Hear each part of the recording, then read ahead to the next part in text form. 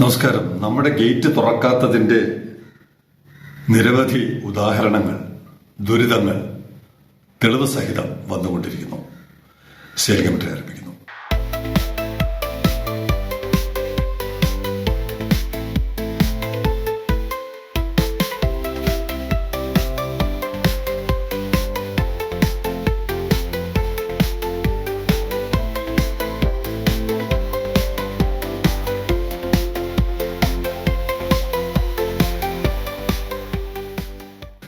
നമ്മുടെ നാട്ടിലെ യഥാർത്ഥ പ്രശ്നങ്ങൾ അത് അവതരിപ്പിക്കേണ്ട ആളുകൾ, അത് നിയമസഭയാവാം, പാർലമെന്റ് ആവാം. ഈ വിഷയം പാർലമെന്റിൽ വരേണ്ട വിഷയമാണ്. പക്ഷെ തമിഴ്നാട്ടിലെ എം പിമാർ, തൽക്കാലം തമിഴ്നാട്ടിലെ എം പിയെ കുറിച്ച് എനിക്ക് പറയാൻ പറ്റുള്ളൂ. ചെന്നൈയിലെ എം പി, അല്ലെങ്കിൽ ആ പരിസരത്തിൽ പോർട്ട് ഇരിക്കുന്ന 3 പോർട്ടുണ്ട് അവർക്ക്: എണ്ണൂർ, കാട്ടുപള്ളി, ചെന്നൈ. അത് 3ഉം ചെന്നൈയിലാണെങ്കിൽ പിന്നെ തൂത്തുക്കുടിയാണ്. അപ്പൊ ആ 3 പോർട്ട് ഇരിക്കുന്ന ചെന്നൈ നഗരത്തിൽ നിന്നുള്ള ഒരു വാർത്തയാണ് എനിക്ക് രാവിലെ കിട്ടിയത്. അപ്പൊ ഇത് ആ വിഷയം അവതരിപ്പിച്ച് പരിഹാരം കണ്ടെത്തേണ്ട ആളുകൾ ചെന്നൈയിലിരിക്കുന്ന M പിമാരാണ്.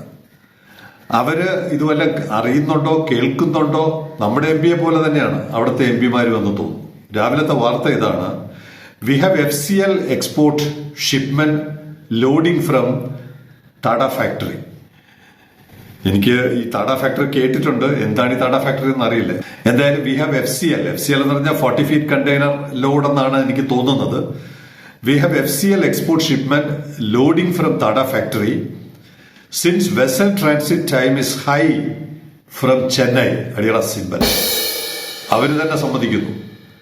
Since vessel transit time is high from Chennai, ഷിപ്പർ wants to load വയ നവശേവ പോർട്ട്.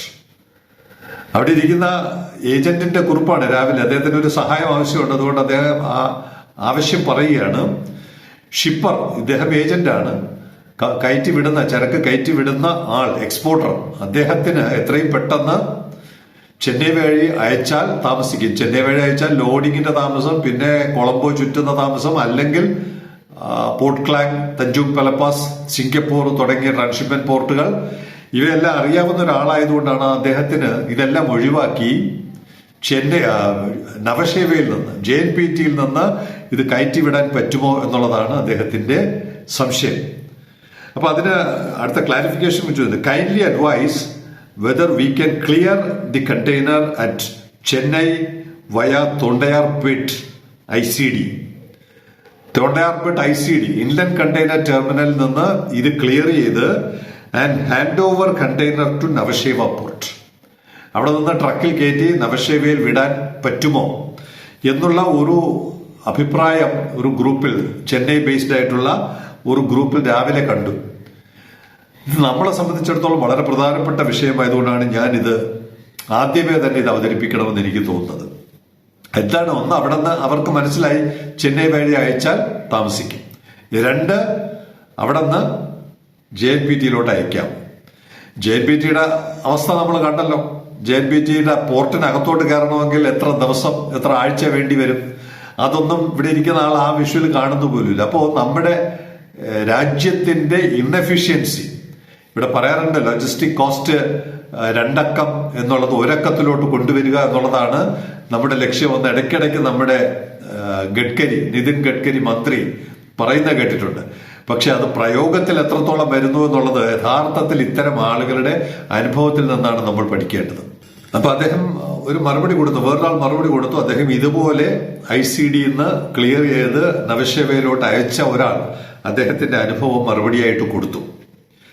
ഇവിടെ നവശേവയിൽ കണ്ടെയ്നർ എത്തിയാൽ എന്താണ് സംഭവിക്കുക എന്നുള്ളതാണ് നമ്മുടെ അടുത്ത വിഷയം. അതിന് നമ്മളെ സഹായിക്കുന്നത് മെൽബൺ. നോക്കണം എത്രത്തോളം TRVയെ സ്നേഹിക്കുന്ന ആളുകൾ എത്രത്തോളം എഫേർട്ട് എടുക്കുന്നുണ്ടെന്ന് നോക്കണം. മെൽബൺ, ഓസ്ട്രേലിയയിലെ മെൽബണിലിരിക്കുന്ന രമേശ് പെരേര, അദ്ദേഹം എനിക്കൊരു ട്രാക്കത്തോണിൽ ഒരു കണ്ടെയ്നർ അയച്ചു തന്നു. ഒന്നല്ല, 2-3 കണ്ടെയ്നർ അയച്ചു തന്നു. അപ്പൊ ഞാൻ ചോദിച്ചു, ഇത് മെൽബണിലെ കണ്ടെയ്നർ ആണോ എന്ന് ചോദിച്ചു. അദ്ദേഹം പറഞ്ഞ മെൽബൺ അല്ല. അദ്ദേഹത്തിന്റെ സുഹൃത്ത് അലൻ തിരുവനന്തപുരത്ത് പുത്തൻതോപ്പ് എന്ന് പറയുന്ന ഒരു പ്രദേശമുണ്ട്, ഒരു ഗ്രാമമുണ്ട്. ഈ ടെക്നോ പാർക്കിന്റെ പടിഞ്ഞാറായിട്ട് വരുന്ന ഒരു ഗ്രാമമാണ് പുത്തൻതോപ്പ്. ആ പുത്തൻതോപ്പിലുള്ള അലൻ ഔദ്യോഗിക ആവശ്യത്തിന് വേണ്ടി മുംബൈയിലോട്ട് പോയി. മുംബൈയിലോട്ട് പോയപ്പോൾ അപ്പോൾ ആലോചിക്കണം എത്രത്തോളമാണ് നമ്മുടെ ഇവിടുത്തെ സാധാരണ ജനങ്ങൾ ഈ നാട്ടിലെ വിഷയങ്ങൾ അവതരിപ്പിക്കാൻ അല്ലെങ്കിൽ അതിന് പരിഹാരം കണ്ടെത്താൻ ശ്രമിക്കുന്ന എഫേർട്ട്. മെൽബണിലിരിക്കുന്നയാൾ മെൽബണിലിരിക്കുന്ന കണ്ടെയ്നർ അയച്ചു തന്നാൽ അദ്ദേഹത്തിന്റെ ജോലി തീർന്നു. പക്ഷെ അദ്ദേഹം എന്ത് ചെയ്തു? പുത്തൻതോപ്പിലിരിക്കുന്ന ആളോട് മുംബൈയിൽ പോകുന്നു എന്ന് പറഞ്ഞപ്പോൾ മുംബൈയിൽ നിന്ന് കണ്ടെയ്നർ, അവിടെ ധാരാളം കണ്ടെയ്നർ നമ്മൾ കണ്ടല്ലോ, ഫോട്ടോ എടുത്ത് അയക്കാൻ പറഞ്ഞിട്ട് അങ്ങനെ അലൻ എടുത്ത് അയച്ച ഫോട്ടോ വീണ്ടും മെൽബണിൽ പോയിട്ട് മെൽബണിൽ നിന്ന് രമേശ് എനിക്ക് ഇങ്ങോട്ട് അയച്ചു തന്നു. അതിന്റെ കഥ എന്താണെന്ന് അറിയാമോ? ഈ ചെന്നൈയിലിരിക്കുന്ന ആൾ എത്രയും പെട്ടെന്ന് JNPT വഴി കണ്ടെയ്നർ എത്തിക്കാൻ ശ്രമിക്കുന്ന ആൾ പ്രത്യേകം ഒന്ന് കേൾക്കണം. അവിടുന്ന് ഒരു കണ്ടെയ്നർ ട്രാക്ക് ചെയ്ത കണ്ടെയ്നർ നേരെ പോകുന്നത് മുണ്ട്രയിലോട്ടാണ്.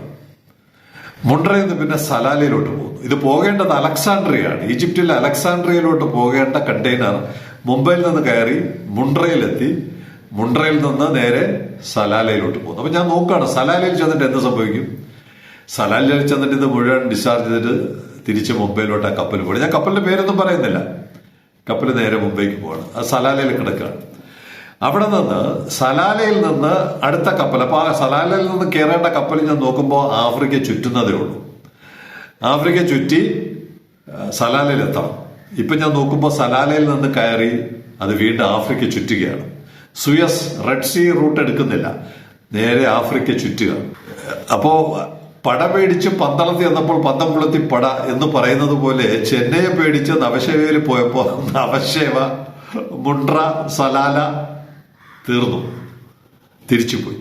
അവിടെ നിന്ന് അപ്പോ കൃത്യമായിട്ട് ഞാൻ നോട്ട് ചെയ്ത ഡേറ്റ് ഇല്ല. എന്തായാലും നവശേവ പരിഹാരമല്ല എന്ന് ഈ കഥയിലൂടെ നമുക്ക് തെളിയുകയാണ്. യഥാർത്ഥത്തിൽ പരിഹാരം എന്താണ്? നമ്മുടെ ഇവിടുന്ന് GFS റൈൻ എന്ന് പറയുന്ന ഒരു കപ്പൽ കിങ് അബ്ദുള്ള പോർട്ട്, റെഡ് സീയിലുള്ള കിങ് അബ്ദുള്ള പോർട്ട് ഒന്ന് TRVയിൽ വന്നു 10 ദിവസം. അപ്പൊ തിരിച്ച് ആ കപ്പൽ പോകുന്നുണ്ട്. ഇപ്പൊ തിരിച്ച് GFS റൈൻ അത് കൊളംബോയിൽ ചെന്നിട്ട് കൊളംബോയിൽ നിന്നാണ് പോകുന്നത്. GFS റൈൻ അപ്പൊ 10 ദിവസമാണല്ലോ. TRV കിങ് അബ്ദുള്ള ദിവസം 10 ദിവസം. കിങ് അബ്ദുള്ളയിൽ നിന്ന് സുയസ് കടന്ന് അലക്സാണ്ട്രിയയിൽ എത്താൻ 7 ദിവസം.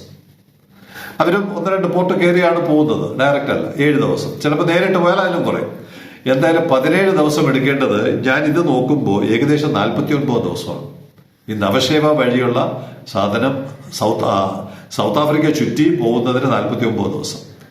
നമുക്കിവിടെ 10-17 ദിവസം കൊണ്ട് എത്തിക്കാവുന്ന അലക്സാണ്ട്രിയ ദൂരം. ഈ സൗത്ത് ആഫ്രിക്ക ചുറ്റി അവർ പോകുന്നത് നേരെ അലക്സാണ്ട്രിയയിൽ പോകുന്നില്ല. അവിടുന്ന് അതിന് മുമ്പ് അത് കഴിഞ്ഞിട്ടുള്ള ഒരു പോർട്ട്, എനിക്ക് തോന്നുന്നു പോർട്ട് സെയ്ദിൽ വന്ന് അവിടെ ഡിസ്ചാർജ് ചെയ്ത് അവിടെ നിന്ന് വേറെ കപ്പലിലാണ് അലക്സാണ്ട്രിയയിൽ എത്തുന്നത്. അപ്പൊ ചെന്നൈ ആൾ എക്സ്പോർട്ട് ചെയ്യാൻ ശ്രമിക്കുന്ന ആളുടെ ഒരു ദുരിതം ആലോചിക്കണം.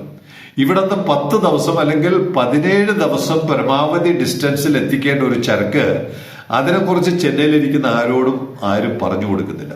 അല്ലെങ്കിൽ അത് പറയാനും മാത്രമുള്ള വാർത്ത TRVയിൽ നിന്ന് പുറത്തു വരുന്നില്ല. കാര്യം ഇവിടെ ഗേറ്റ് തുറന്നിട്ടില്ല. ഗേറ്റ് തുറന്നാലല്ലേ ഒരു കണ്ടെയ്നർ വന്നു, കണ്ടെയ്നർ കയറിപ്പോയി, അല്ലെങ്കിൽ ഒരു കണ്ടെയ്നർ ഇമ്പോർട്ട് കണ്ടെയ്നർ വന്നു, ഇമ്പോർട്ട് കണ്ടെയ്നർ TRV വഴി ക്ലിയർ ചെയ്ത് വന്നപ്പോൾ ഇത്രയും ദിവസം എടുത്തു, ഇത്രയും കുറഞ്ഞ ദിവസം എടുത്തു എന്നൊക്കെ പറഞ്ഞു കൊടുക്കാൻ ഇവിടെ ആരെങ്കിലും വേണ്ടേ? അതാണ് ഇന്ത്യ മഹാരാജ്യത്ത് ഏറ്റവും വലിയ പോർട്ടെന്ന് നമ്മൾ അഭിമാനിക്കുന്ന JNPT സലാലയിൽ ഇരിക്കുന്നവരെ സേവിക്കുന്ന, അവർക്ക് കാഴ്ചവെപ്പ് നടത്തുന്ന ഒരു പോർട്ടാണ് JNPT. പൂർണ്ണമായും എന്ന് ഞാൻ പറയുന്നില്ല. പക്ഷെ നമ്മൾ ട്രാക്ക് ചെയ്യുമ്പോഴൊക്കെ കാണുന്നത് നിഗൽ സലാല അല്ലെങ്കിൽ ദുബായ് അല്ലെങ്കിൽ അബുദാബി. ഇപ്പൊ ഈ ഹോർമോസ് കടക്കാൻ പറ്റാത്തത് കൊണ്ട് അങ്ങോട്ട് പോകുന്നില്ല. സലാലയിലും ഇനി കിങ് അബ്ദുള്ളയിലും ഒക്കെയായിട്ട് സേവനം നടത്തുന്നതാണ് ഇന്ത്യയിലെ രാജ്യാന്തര പോർട്ടുകൾ ചെയ്യുന്ന കാഴ്ചയെന്ന് ഈ ഉദാഹരണങ്ങളിലൂടെ നമുക്ക് മനസ്സിലാവുകയാണ്.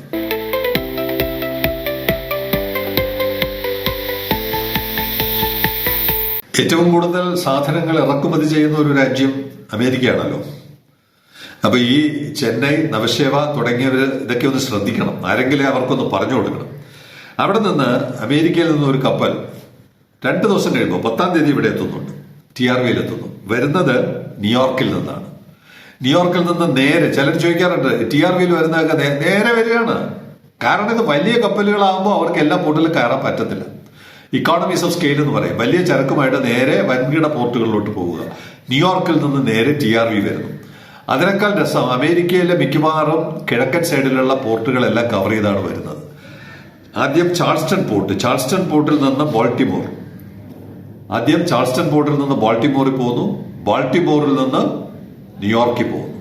ന്യൂയോർക്ക് എന്ന് പറയുമ്പോൾ കുറച്ചുകൂടെ മുകളിലാണ്. ന്യൂയോർക്കിൽ നിന്നാണ് നേരെ TRV വരുന്നത്. അപ്പോ കയറ്റുമതി ആഗ്രഹിക്കുന്നവർ, അമേരിക്കൻ മാർക്കറ്റിലോട്ട് കയറ്റുമതി ആഗ്രഹിക്കുന്നവർ, ഇത് 30 ദിവസമാണ്. ന്യൂയോർക്ക് ടു TRV 30 ദിവസം. 10 മെയ് 10 ജൂൺ. 10 മെയ്ക്കാണ് അവിടെ നിന്ന് തിരിച്ചത് 10 ജൂൺ, നാളെ അല്ലെങ്കിൽ 10-ാം തീയതി, നമ്മുടെ 10-ാം തീയതി ഇവിടെ എത്തുന്നു. അപ്പൊ ഇങ്ങനെയുള്ള നേരിട്ടുള്ള സർവീസ് ഇന്ത്യ മഹാരാജ്യത്ത് ഇന്ന് TRV മാത്രമാണ് ഓഫർ ചെയ്യുന്നത്. അങ്ങനെയുള്ള സർവീസ് ഉപയോഗപ്പെടുത്താൻ നമ്മുടെ രാജ്യത്തെ കയറ്റുമതിക്കാർ, ഷിപ്പേഴ്സ്, അല്ലെങ്കിൽ അവരുടെ സർവീസ് നടത്തി കൊടുക്കുന്ന ഏജന്റ്സ് നമ്മളെക്കുറിച്ച് മനസ്സിലാകണമെങ്കിൽ ആദ്യം നമ്മുടെ മഹത്വം നമ്മളെങ്കിലും വിളിച്ചു പറയണം. നമ്മുടെ ഗേറ്റ് നമ്മുടെ സർക്കാർ തുറക്കണം. ഇതൊക്കെ സംഭവിച്ചാൽ മാത്രമേ ഈ രാജ്യത്ത് ലോജിസ്റ്റിക് കോസ്റ്റിൽ ഗണ്യമായ കുറവുണ്ടാവുകയും അത് കയറ്റുമതിക്കാരെ സഹായിക്കുകയും ചെയ്യുകയുള്ളൂ. ഇത് പൂച്ചയ്ക്ക് ആര് എന്നൊരു ചോദ്യമുണ്ട്.